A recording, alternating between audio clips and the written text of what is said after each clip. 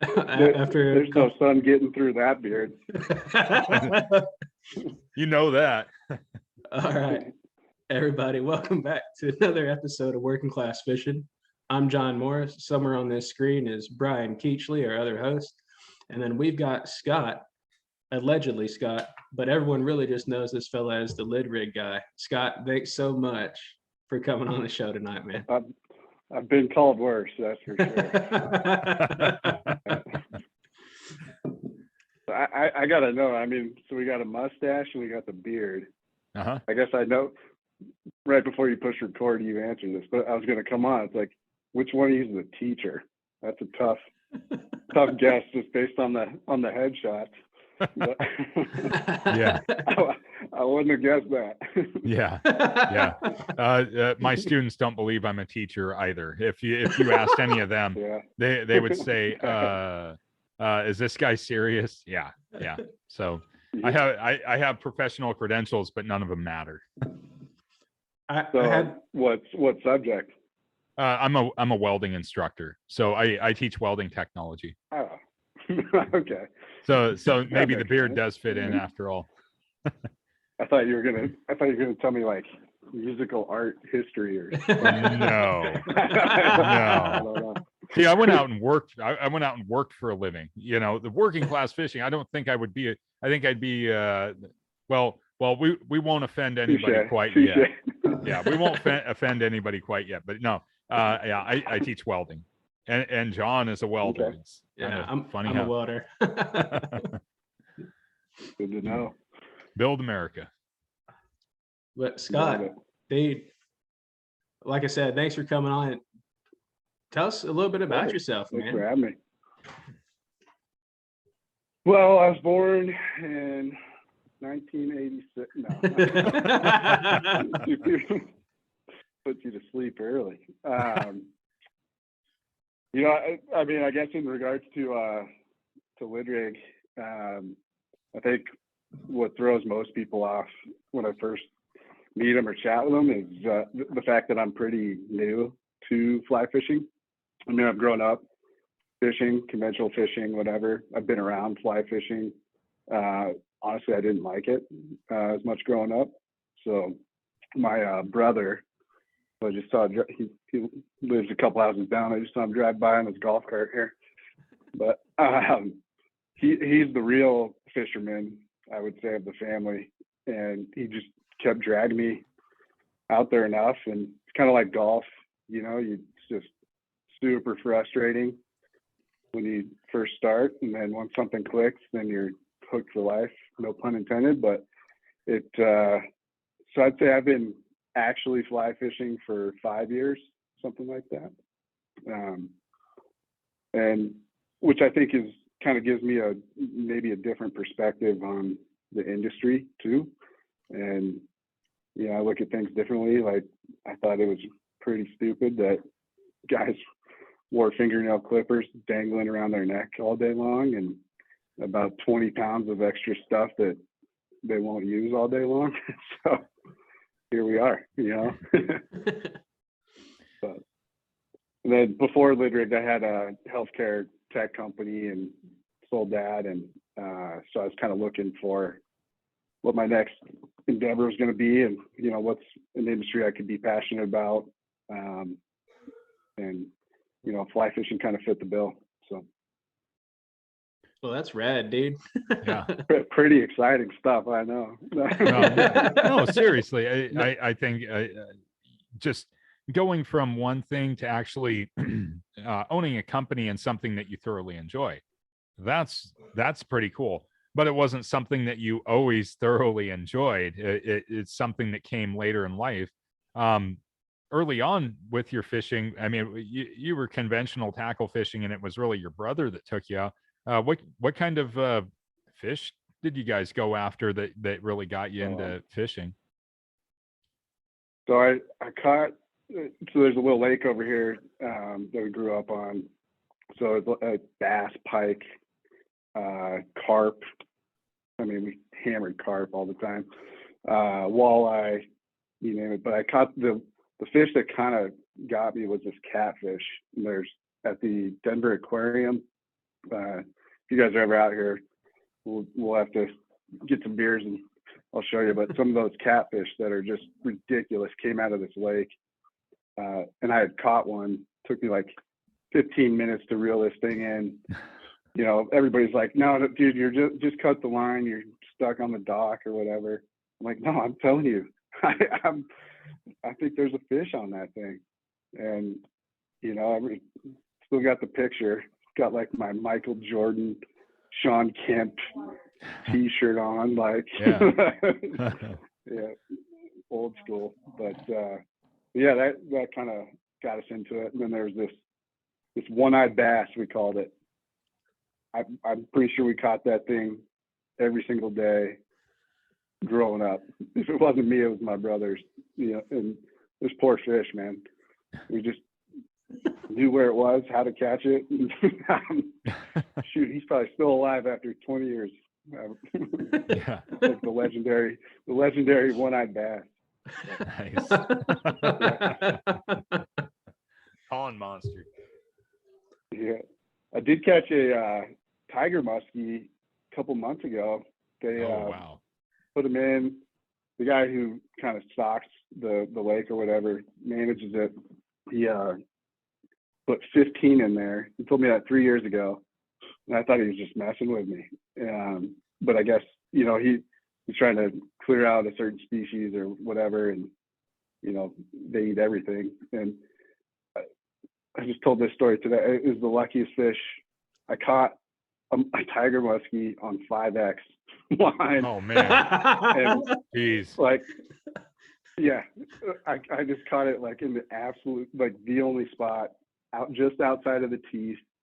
I had my girlfriend at the time, like on the net, who could care less about fishing, you know, swinging and missing, trying to scoop this. Like, we did everything possible to not catch this tiger muskie and somehow landed it. But it was, yeah, one for the books.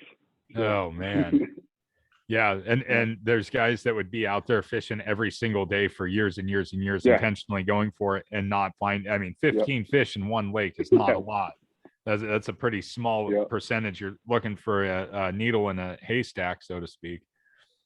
Yeah, couldn't do it again if I tried. That's for sure. Dude, I'm in a serious slump, for the record. So that's what I was gonna say. Everybody just assumes I'm like, because I have a fly fishing company or whatever, like I know what I'm doing, or that I'm some ex-guide, or no. I'm just like, I go with a lot of guides. I've learned a heck of a lot in the past couple of years bouncing around, but I am far from a good angler. But we'll get there. Dude, I accidentally hooked like a 10-pound gar on 4X on a 4-weight. That was completely unintentional. That's you you reminded me of that. Yeah.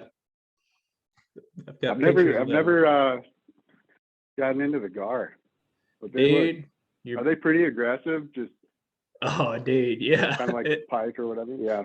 Yeah. It's a different kind of aggressive though, you know, like yeah. I could talk about gar all day, so I'm not gonna do that. But they are predator fish, but they're old. They're very, very old as a species. You know, they eat small bait fish. They eat, you know, they'll take an easy snack over attacking something. Like if there's a shad floating down the drift or something, they're just gonna eat that shad, which goes into a lot of like fishing techniques to do it. You know, it's one of those things. It's like, you know, you're working all day and you're like, man, do I really want to go home and cook, or do I want to go spend a couple dollars for this burger? You know, it's like that whole opportunity. It's like opportunistic feeding patterns and habits on these fish. Mhm. But you can get them to eat, and that's when it's fun, dude. You know, you huck out. Now, I don't fish for alligator gar.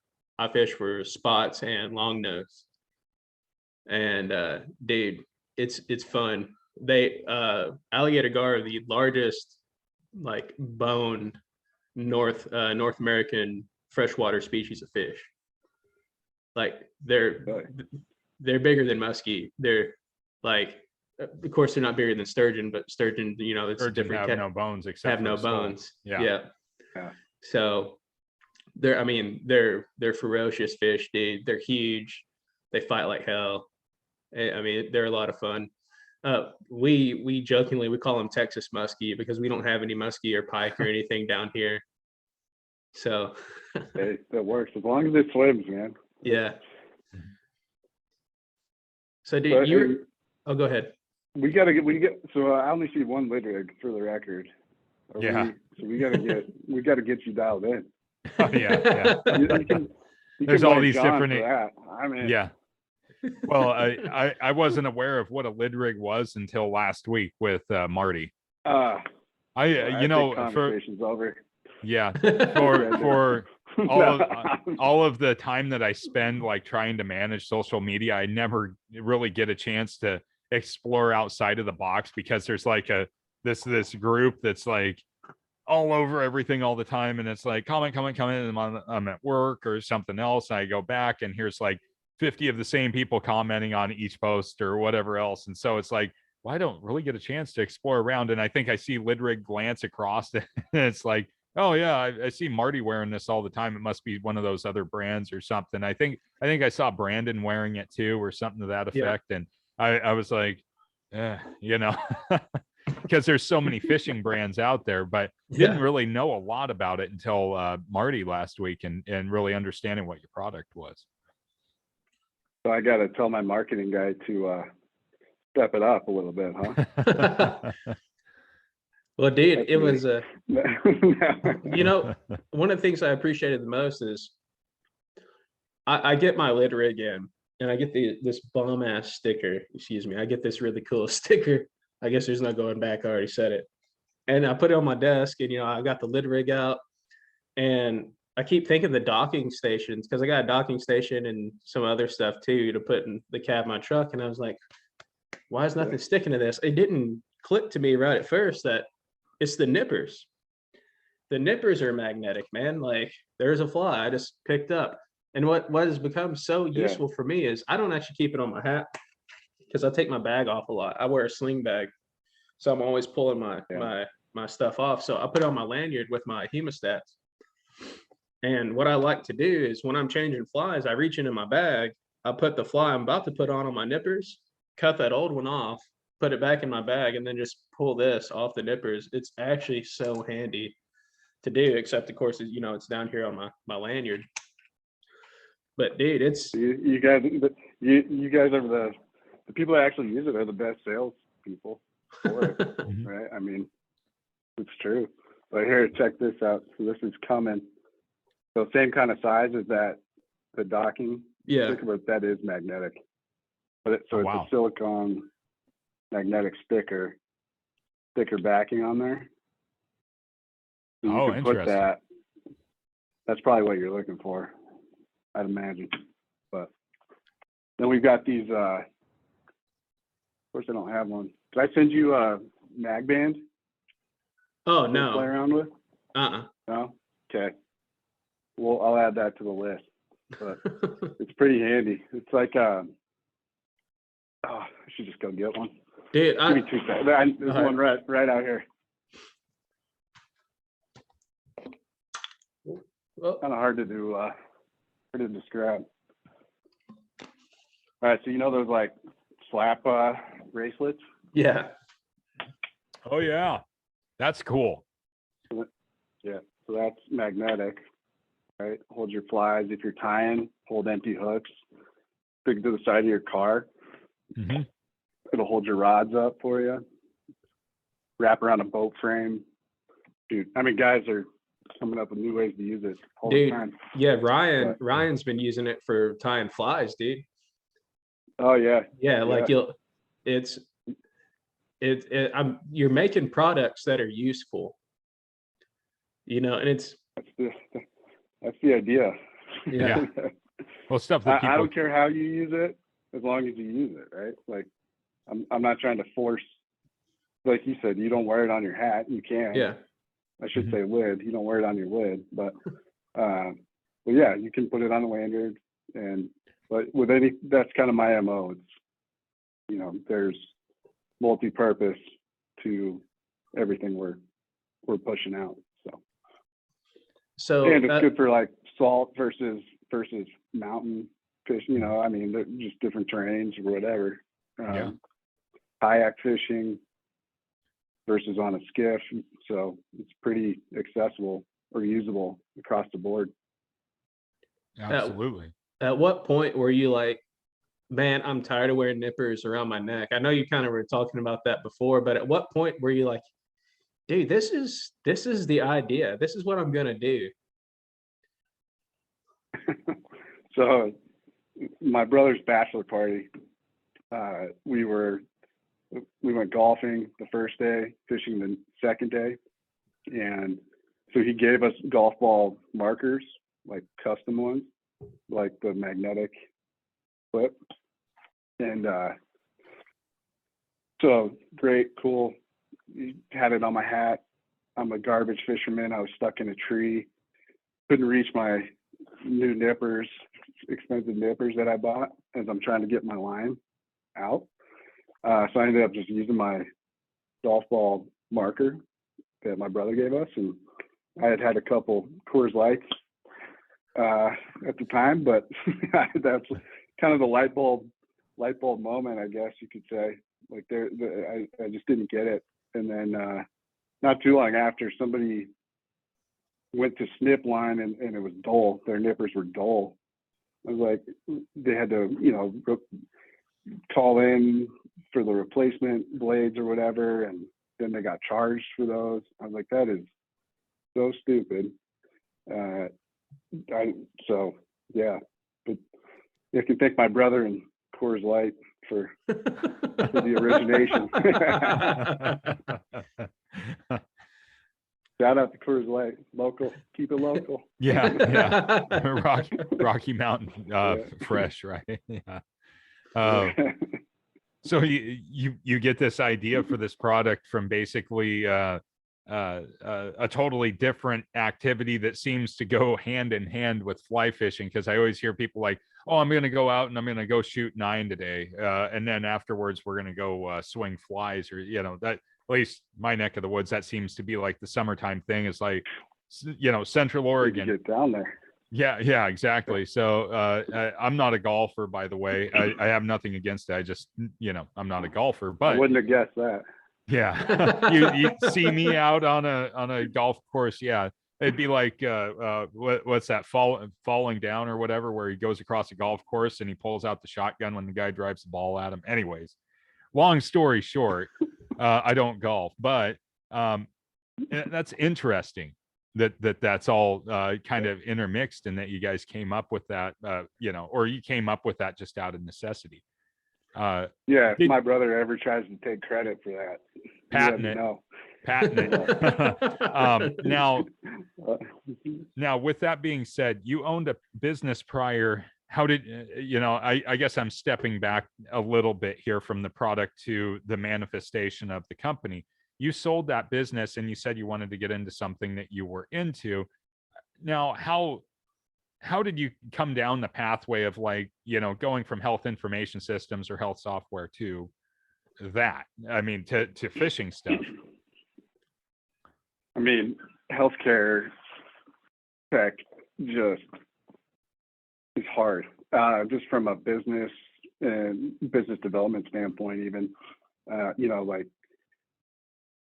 and I guess that's how my brain works a little bit. So just a quick cliff notes. It's, I built an app for doctors of like 3D body parts that they could interact with and kind of better walk patients through the consultation process. And it tracked stats and did a whole bunch of stuff. But basically it was helping physicians, hospitals, as well as patients and families.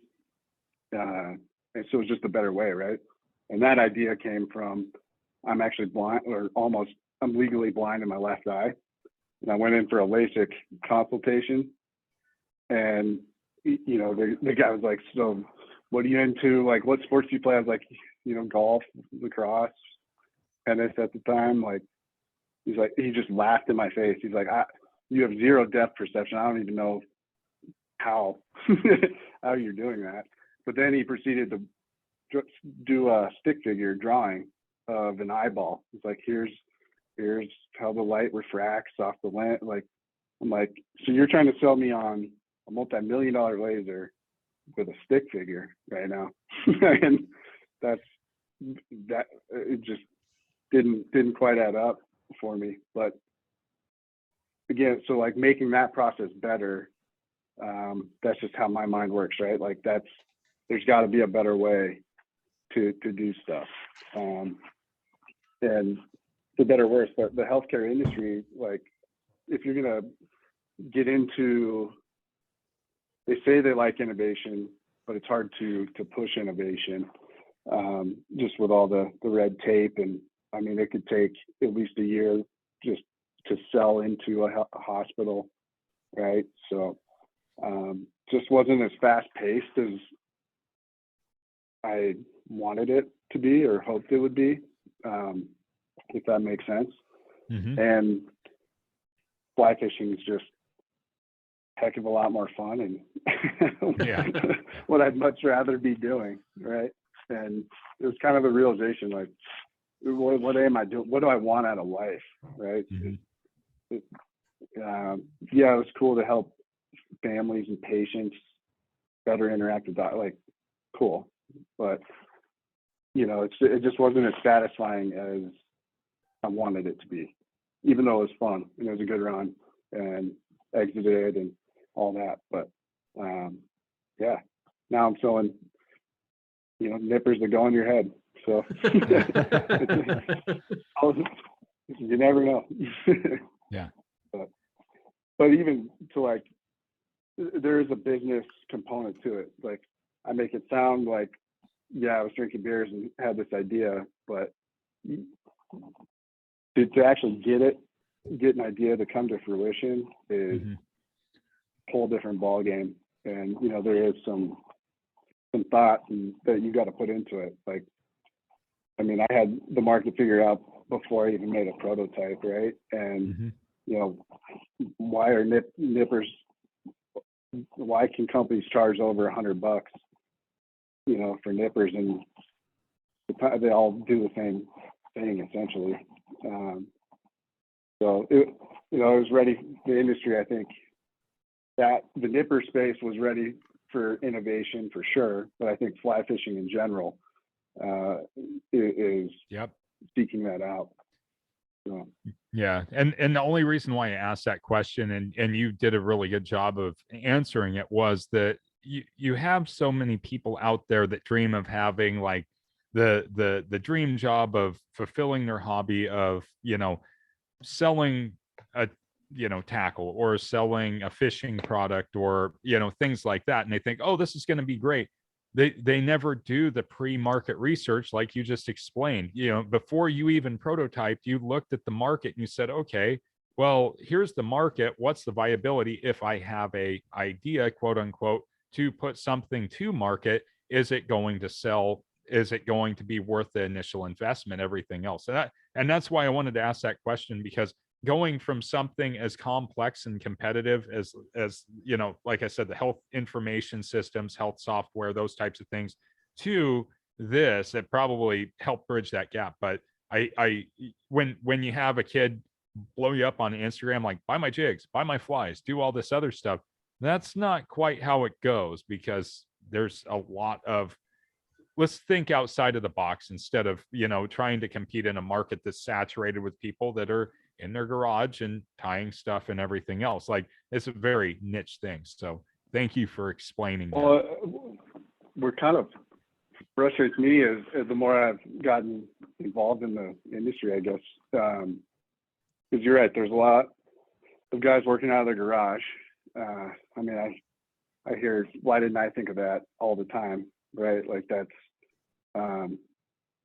there's a lot of good ideas out there, but if you don't know how to execute on them, or, nothing will happen. But the guys in the garage, and then there's, it seems like more, the Sims, the Abels, the big guys, right? And they all work together as well. They coordinate whether they like to say it or not, or but then there's guys in the middle, and I think the guys in the middle need to not band together, but I think you collaborate or have the ability to push. I'm not those big guys. I'm not trying to force products down people's throats just because I'm lid rig and I know how to fish and I'm the industry stamp. Like that's just not how it will ever be, right? Like it's guys like you that wear the product. Like you heard from Marty, you saw it on Brent. Like, they just genuinely like lid rig and what it is we're building. It's kind of by the people for the people is what I like to say. It's just as much the culture as it is the product at this point. And those bigger guys, they don't like us middle guys very much. Yeah. And they make that known, and they'll squeeze, and they just picked the fight with the wrong middle-aged single dad. Absolutely. Well, no, and you're working. That's you're here. You're talking to us now. We're not the biggest thing in the world. We're not Meat Eater. We're not Joe Rogan. But we do try to get the word out to the working folks out there, and having products like this available, like what you're making, it's a unique product. It's a cool product, which everybody likes in fishing. Everybody likes cool products in fishing. It's unique, but it's also affordable. It's an affordable product that anybody can, that's into fishing, that wants to spend their free money that they have, that wants to get a little bit deeper into it. It's a product they can afford. It's not like, oh, here's these gold-plated nippers that were owned by Jim Teeny that are $1,800. It's a very accessible product, and it's practical. That's what's cool about it. Yeah, it's not the prettiest. It doesn't have trout patterns on it and all that. Like it's an actual tool made to. Yeah, it's a tool. Be used. It's used a lot. Yeah. It is, man, and it's. You're talking about having to replace jaws and stuff, dude. Like, honestly, this design is amazing, and I'm not here blowing smoke up your ass, man. Like, I believe that. I come from an aviation background, so there's a lot of really finite details that go throughout the entirety of an aircraft, right? And they all work together for that to function. Well, this design is the same way. Yeah, maybe at face value it looks simple, and people can say, well, why didn't I think of that? But it's good, man. It is so good. You can, just the fact that not even the nippers, but the plate that comes with it is a hook sharpener, dude. Like, that is, for me as a streamer guy, I am bouncing rocks constantly with my hooks, and I'm dulling them out, and it's just part of it. If I want to fish that water column, I have to get deep and I have to bounce rocks. I have to. But I don't have to worry about that anymore, because now I can sharpen my hooks and not have to dig through my bag and be like, well, where's my hook sharpener? Literally, it's almost like I'm taking a breather. I take my hat off, I put my rod under my arm, and I just sharpen my hook for a second. Just think about what I'm going to eat for dinner, just taking that break, dude. It's a great design, man. Like, I appreciate that. Yeah, this will blow your mind. This is the first. So back to where there's a process. Like, I didn't just get hit with this idea and say, okay, I'm going to make this product, right? This was the first ever lid rig prototype made. I don't know if you can see that. Yep. So the screw, right? And then in the middle, there's like 2 ball bearings in there, and 2 little springs. Magnets were on one side, like pretty rough, right? Like the clip was even worse. But so I had a vet working out of his garage, kind of getting his life back on track. at the time, and he made 50 of these prototypes for me. And first 2 shops I walked into, sold them all. So at that point, I was like, okay, you know, we might be onto something here. It's worth exploring a little bit further. And then it sounds like you guys are pretty social media savvy, but I mean, I took some more prototypes, sent it to anybody that would listen to me that, you know, was an actual fisherman, and, you know, salt people, ice fishermen, you name it. And I just sent them one and said, I'll send this to you for free. I just want you to tell me what you like, what you don't like. And, you know, it's a totally different product today from, you know, this is like maybe on the website or somewhere it's version 2, but it's really like version 97, you know, just based on all the iterations. And sure, it's crazy.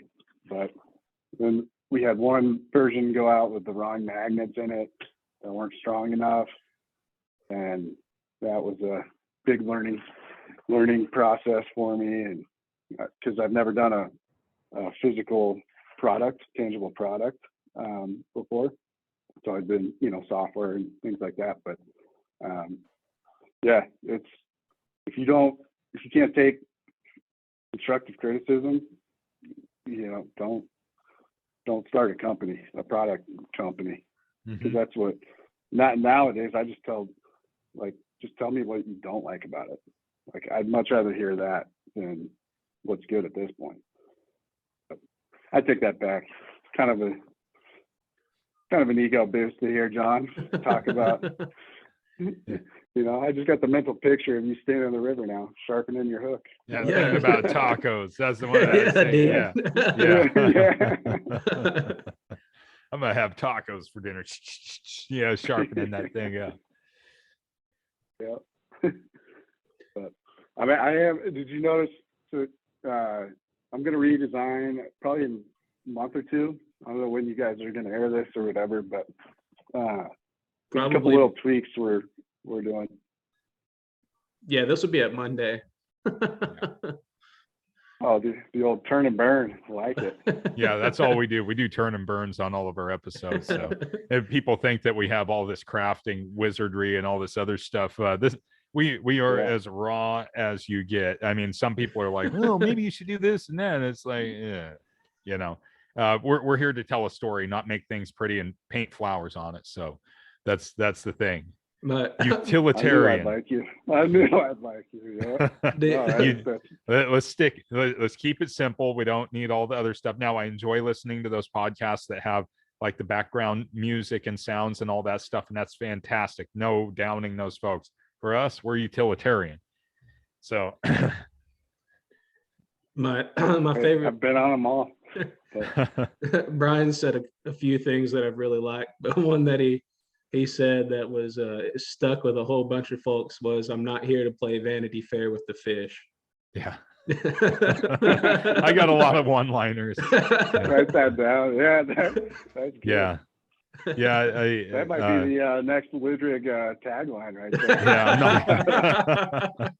there. Do I get that? Like, you know how they have those quotes online, like, you know, something about like Ernest Hemingway said, "I hope this gun goes off right before he shot it." I don't know. Anyways, something to the effect of that, you know, where it's like in quotes, Ernest Hemingway. Could I at least get that, Brian, from Working Class Fishing? You know, dude, we'll make a motivational poster. we'll make a motivational poster you can put up in the office, dude. Yeah, it'll be like, I don't know. Oh, dude, we can make it that cat that says, you know, just hang in there. You know, they're like holding paws, but we'll just what? You never seen that one, dude? You've seen the Hangout, right? What did you do? A hat? What is it? No, it's a cat. You just cut out. Oh, it's a cat. It's 2 cats, and it says just hang in there. And it's this other cat holding up this other cat by the paws.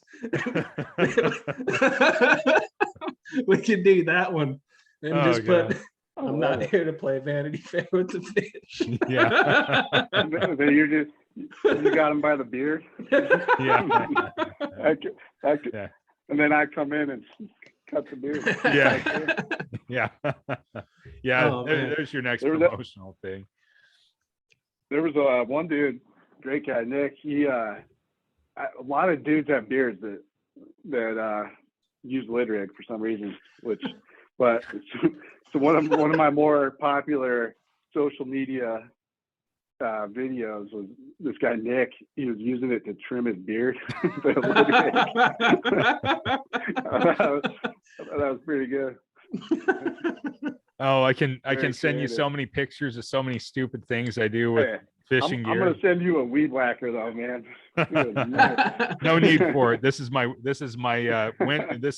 all season sun protection, ice protection, rain.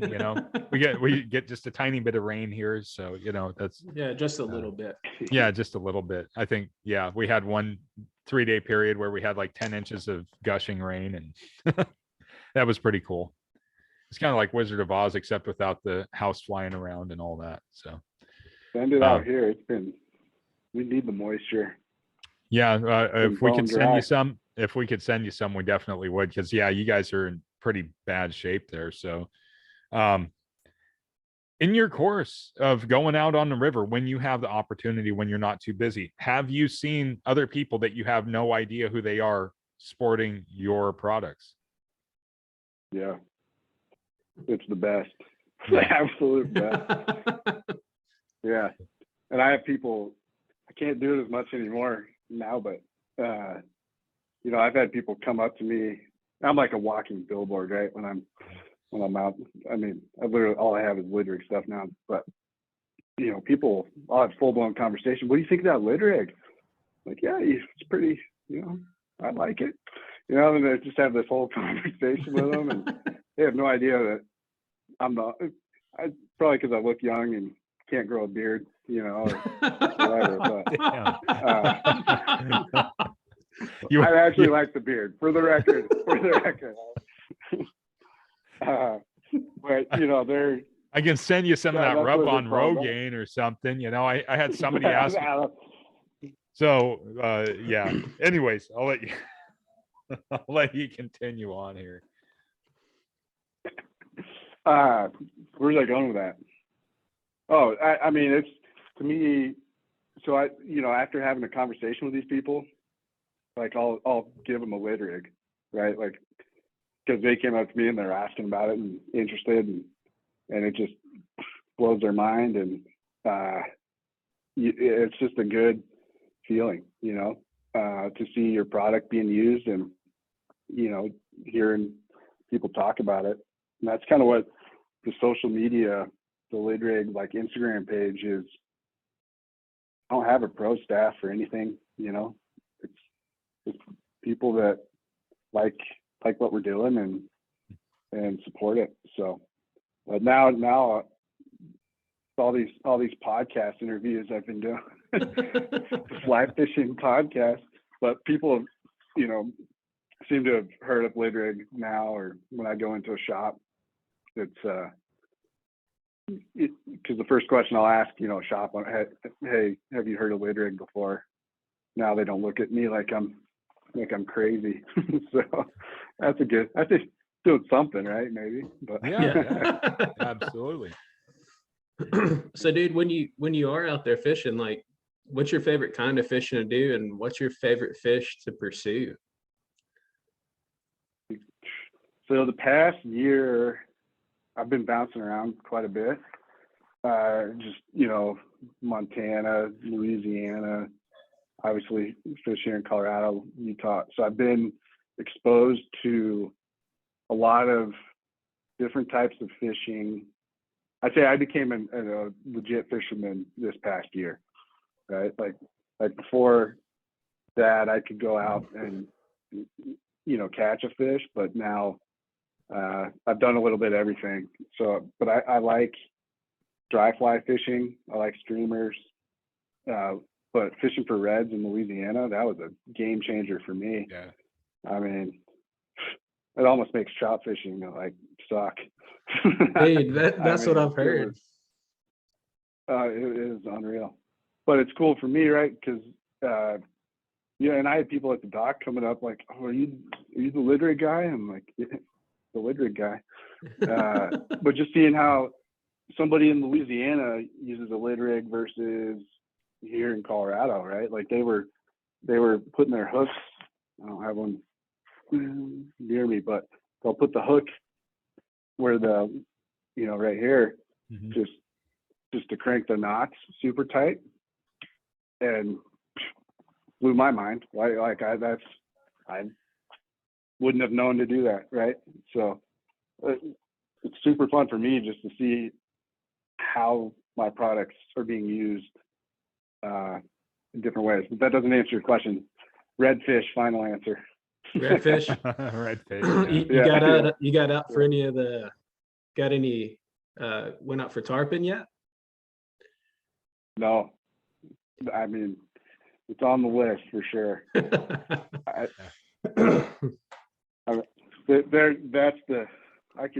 could easily go broke. I mean, I get invited to all these trips now and stuff, and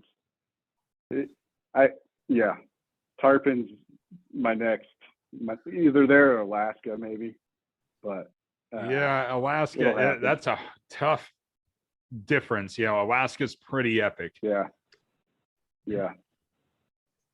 Yes. I mean, yeah. And like, what do you think's more expensive, Alaska or to go tarpon fishing? It depends on what you're fishing for. I would guess that tarpon fishing can be pretty spendy, but just based on Alaska, its remoteness and the amount of planes you got to jump to get to certain areas, probably Alaska is going to be a little bit spendier. I would say Alaska is. Yeah. That's what I would, Because there's one Alaska, but there's a whole bunch of places to go fish for tarpon. Yeah. And I would say Alaska. We'll have to check this out after the podcast, but I'd wager Alaska. Yeah. Well, I'm thinking of one lodge that we're actually pretty good friends with, and I've seen, and I'm not saying that their prices are unjustified, because you have to fly into Anchorage and then you have to jump another plane to another airport, and I believe one more plane, and I believe it's either on skis or seaplane. So just getting there already costs you a pretty good amount of money. And then that's a cool experience too. It is. I mean, you're flying through the Alaskan bush. Then you get there, then you get to camp there, or you're there at the lodge and everything else.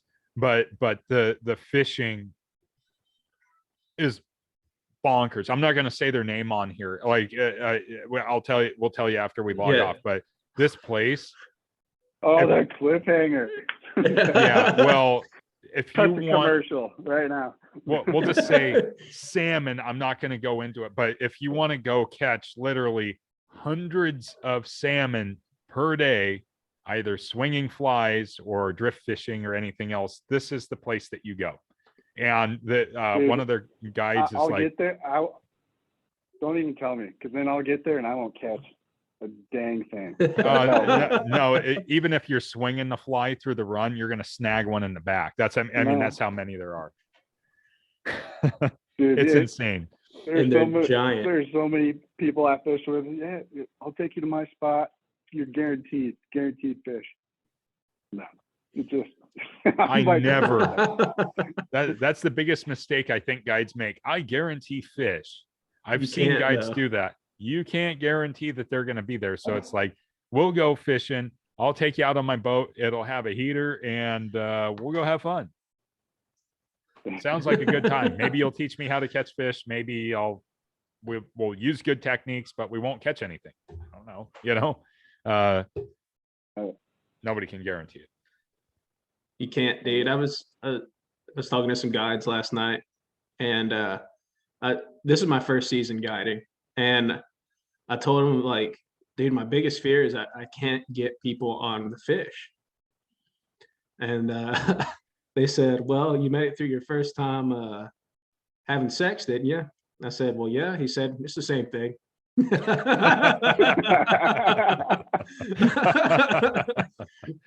a good analogy. Yeah. I was like, all right, dude. What kind of guiding?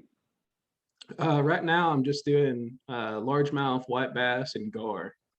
but I'm not really starting up my season until probably it was going to be the end of this month, but it'll probably be leaning more towards March now, just because it's been so cold. All right, so I'm coming down, huh? Pressure's on. Yeah. If I don't catch a fish, dude. Yeah.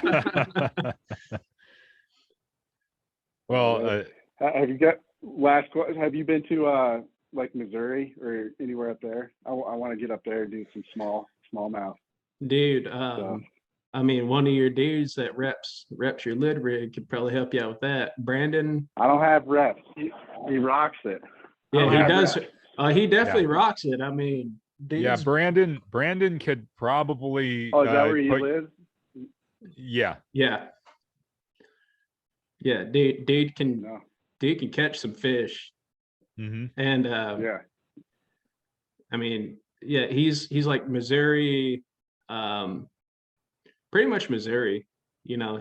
But dude, he can catch some fish for sure. And he's a big kayak guy and all that stuff. But I'd hit him up, dude. I'd hit him up. Even if he can't go with you, I'm sure he could give you some good spots. Yeah.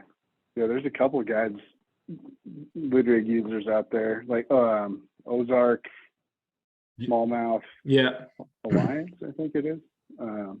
Ryan, he's a good dude. That's the fun, like, right? They buy lid rigs. They hit me up. Hey, love the product. Next thing you know, I've got 50 fishing buddies across the country, right? Which is super awesome. Like, now I got one in Texas, one in Tillamook, Oregon. Yeah. Well, I'm not in Tillamook. Yeah. Don't think I won't come out either. Yeah. Oh, I figure that at some point in time you'll be out this way. So. Oh yeah. Yeah. For sure. I'm in a couple shops out there too, so good excuse to come out right there. Well, what shops are you in? Don't ask because every shop is like North Park Anglers, South Park Anglers, Anglers of the West, Anglers. It's like when you're working with as many shops as I am now, it's like even the names could use some change. Yeah. So we're Silver Bow one I can think of. Is that Washington? That could be. I'm due for a trip up that way. Yeah, absolutely. Yeah. Well, UWA. That's Washington. Mm-hmm. I don't know. It'll hit me. Yeah. I'll tell you after we're done recording. Yeah. Well, I didn't know that was that a move. I didn't know that was a move I could pull. I like it. Yeah. Oh yeah, absolutely. No, it's totally. Yeah. We don't talk about rivers we fish. We don't talk about lakes we fish. We don't talk about specific bodies of water or whatever else. It's just fishing's an adventure. That's the biggest thing. And everybody's going to go find their own little spot where they can have a good day of fishing, and so what's the point of getting people to chase stuff around? You always see the 15-year-old kid on YouTube. Where is that? I got to know where that is. And what are you using? And it's like, a lot of us have just had to go out and kind of wander around. And it's like, hey, there's fish here, and that's what happens. Or, hey, that worked here. That's kind of the whole thing. So, there's kind of that. Timing. Yeah. Yep. So what's in store for the future for Lid Rig? You've got all these awesome products now. You got anything coming down the pipe that you want to talk about, or? Yeah. Pretty fired up on these new boxes I'm working on. That silicone. Wait, when is this going out? Monday, you said? Monday. Yeah. I might have to tell you after we record. Hey, that's fine, dude. But it's cool. It's a new take on streamer boxes. I'll put it that way. And yeah, we're doing a pretty big charity. I've had a bunch of real big fly tires, sending me stuff to load this thing up. Got a rod, Rainwater's rod, just came in for the charity. So, Oh man, those are gorgeous rods too. Yeah, unbelievable. Yeah, but yeah, no, that's gonna kickstart a whole slew of different products, I think, and where I can take it. But even stuff like this, right? It's not rocket science, but it's going to be super usable for a lot of different people, right? Like you slap that on the side of your kayak and it'll hold your forceps or exactly. your lid rig or your flies, whatever, right? But it's we've got some cool stuff in the works, and we've got the right people to do it, and it's come a long way. So I think 2021 it was survival mode and getting everybody aware of what lid rig is and a new concept, right? Like you don't have to wear nippers on a lanyard around your neck. I had to change a lot of people's minds, right? So, but I think I've kind of come over that hurdle a little bit, and so now we can start pushing the innovation a little bit more. So I've got one last question. Not very specific at all. That's okay. Yeah. I've got one last question because I know you've got some more engagements this evening to get attended to. But so how did you market's not the right word. Brand loyalty. I didn't. What was product? It's people. It's you. It's the people. Not me. Yeah. But I take that seriously, right? Like if before we recorded, right? Like you had a little feedback for, like I wrote that down. Like I'm gonna be looking into that, but that's what it takes. I think that's lost, right, on some of the bigger companies maybe, or brands that are out there. I'm by the people, for the people, as much as I can be, right? I'm limited just in the sense, I'm not as big as them, so I can't buy in bulk and whatever. Yeah. I gotta keep the lights on too, right? But to go from version 1 to this in 2 years, right? I can move pretty quickly. So, and I'm gonna keep it that way, no matter how big. That's my whole deal. Now we got new taglines coming. I mean, unbelievable. Well, Scott, we're coming up to the end of this. We don't want to keep you all night. We could, but just once again, I want to thank you for coming on. I can't look at you guys all night. I can't look at myself in the camera either. I want to know the truth. That's a Vanity Fair thing. It's a good thing a lot of people use lid rig. Can they make it look cool? Because I can't catch fish and I don't look good on camera. So it helps. But yeah, no, I appreciate you guys having me on. It's fun to put a face with the name, and yeah, we'll see you in Oregon and Texas. Yeah, absolutely. Dude. So where can everybody find you, man? Everywhere, dude. Everywhere.